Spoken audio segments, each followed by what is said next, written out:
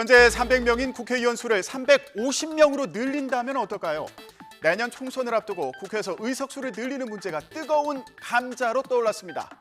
지난 총선에서 논란이 된 위성정당 문제 등을 해결하기 위해서 21대 국회의원 299명이 모두 참여하는 국회 전원위원회에서 내년 4월 총선에 적용한 선거제 개편안을 논의할 예정인데요.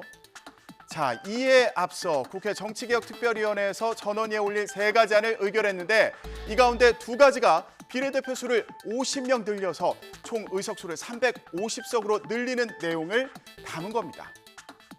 영호남 지역에 기반을 둔 거대 양당이 득표율에 비해서 많은 의석수를 차지하는 걸 보완하기 위해서 비례 의석수를 늘리자는 건데 현역 의원들의 반발을 감안해서 지역구 의석수는 그대로 유지하다 보니 전체 의석수가 늘어나게 되는 겁니다. 자, 국민의힘은 의석수를 늘리는 건 절대 안 된다고 못 받고 나섰습니다. 권남기 기자가 전해드립니다.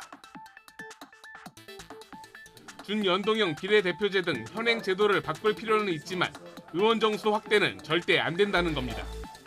국회의원 정수는 절대 정을 시키지 않겠습니다. 안건으로 상정할 가치조차 없다는 말씀을 드립니다. 당장 다음 주로 다가온 전원위원회 공개 토론이 열리지 않을 수 있다는 말까지 나왔습니다. 우리 당 의원들의 의견이 반영된 안을 중심으로 해서 논의될 수 있도록 해야 전원위원회가 열릴 수 있고.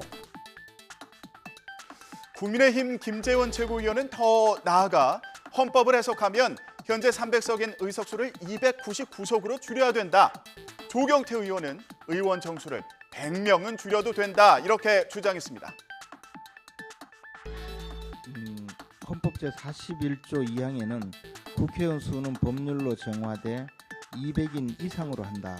이 헌법에서 200인 이상으로 한다는 의미는 적어도 200명에서 299명까지를 상정하고 규정한 것이라고 해석하는 것이 지극히 정상적입니다만 200명으로 한다는 것은 최소한 200명대에서 끊어져야 된다는 것이죠. 본 의원은 5선 의원으로서 여당 최다선 의원입니다. 그동안 의정활동을 하면서 국회의원은 200석만 있어도 충분하다고 느껴왔습니다. 오히려 비례대표제 폐지와 선거구 개편을 통해 국회의원 수를 최소 100명 이상 줄여야 합니다. 저는 오늘부터 국회의원 정수 축소를 위한 대국민 서명운동에 돌입하겠습니다. 민주당은 의석수 증원에는 신중한 입장을 보이면서 동시에 국민의힘이 여야 협의로 결의안을 의결해놓고 반대하는 건 대일 외교와 또 69시간 근무 논란의 국면 전환용이라고 주장합니다. 우리가 당연히 의원 정수 늘리는 것에 대해서 대단히 그것은 신중해야 될 문제이고 국민들 또한 그 선뜻 통해 어려운 부분이라고 생각합니다. 다만 의장자문기구가 다양한 의견을 내놨으니 그거 그냥 들어보자. 충분히 그런 입장을 갖고 있는 분들이 있다면 얘기해 보셔라. 이런 정도의 차원인데 마치 그 나머지는 다 여기에 대해서 뭐 선뜻 동의하고 무슨 자기 밥그릇만 챙기는 것처럼 현재의 소위 대일 굴욕 외교를 하고 나서 국민들께 엄청난 지탄과 비난을 받고 있으니까 이 국면을 전환하기 위한 정치적 의도의 발언이다 이렇게 보고 있는 겁니다. 앞서 김진표 국회의장은 의원 수가 늘더라도 인건비 예산을 5년 동안 동결하는 방안을 제안하는 등 선거제 개편에 적극적인데요. 그래서 이제 국회의원들이 낸 대안들은 뭘 전제로 하냐 하면 불합리한 선거제도는 반드시 고쳐야 되겠으니까 늘리지 않고는 고치기 힘드니 늘리되 예산은 안 늘린다. 현행 인건비 국회의원에게 지급하는 인건비 예산을 동결해서 다음 회기 5년간은 안 늘리는 걸 전제로 해서 예를 들면 한 30명을 늘린다, 50명을 늘린다 이런 여러 가지 안들이 나오고 있습니다. 김 의장은 오늘 국회에서 선거제 개편안과 관련해서 출입기자단을 상대로 홍보전에도 나서는데요. 선거제 개편 논의 시작도 전에 여야 공방이 격해진 상황에서 김 의장이 의원수 확대 등과 관련해 어떤 입장을 낼지 주목됩니다. 국회에서는 양곡관리법도 쟁점입니다.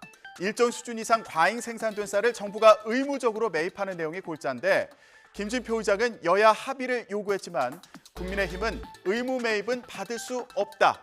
민주당은 합의가 안 되면 23일 본회의에서 예정대로 처리하겠다는 입장입니다. 민주당 단독 처리 가능성도 있는데요. 양당의 입장을 들어보시죠. 다시 한번 합의할 여지가 있는지 챙겨보겠다. 다만 의무 매입이 있는 한은 저희들은 받아들이기 어렵다는 입장은 변함이 없다. 시점에 대해서는 그것은 뭐 불변입니다. 저희는 계속 양보를 하고 국민의힘 여당은 여전히 거부권만 믿고 가겠다라고 하면 대화가 되겠습니까? 여야는 국가수사본부장에 임명됐다가 낙마한 정순신 변호사 아들의 학교 폭력에 대해 국회 청문회를 열지를 두고도 맞붙었습니다. 어제 국회 교육위 현장으로 가보시죠. 황유태 기자가 전해드립니다.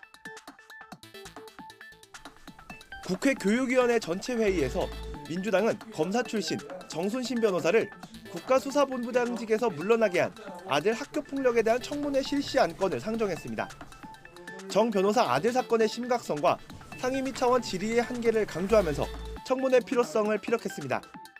서울대학교 입학본부장의 확인해줄 수 없습니다의 반복적인 답변.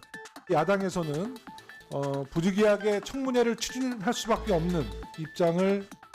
반면 여당은 정 변호사 아들 문제만 놓고 청문회를 여는 건 야당의 정치 공사라며 거세게 반발했습니다.